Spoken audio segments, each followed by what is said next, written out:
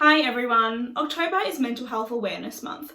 Here at Feel Your Life, we understand how important our mental health is to our well-being as well as our physical health.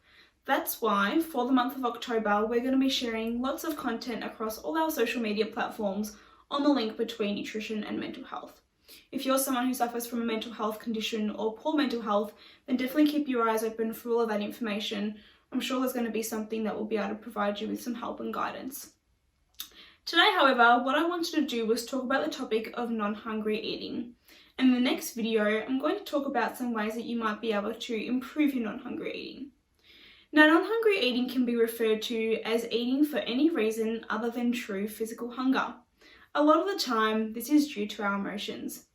If you are someone who suffers from a mental health condition like PTSD, anxiety, or depression, this is something that you can most likely relate to. However, as humans, it's something that we all do.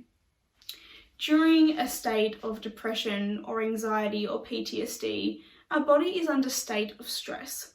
What that means is that we're less able to think clearly, less able to make rational decisions, less able to problem solve and resist our temptations, and we're looking for something that's going to provide us with both pleasure and comfort.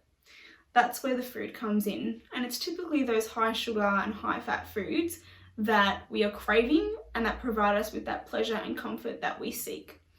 However, that only usually lasts a really short period of time, and after that we're generally feeling as we were before and sometimes even worse.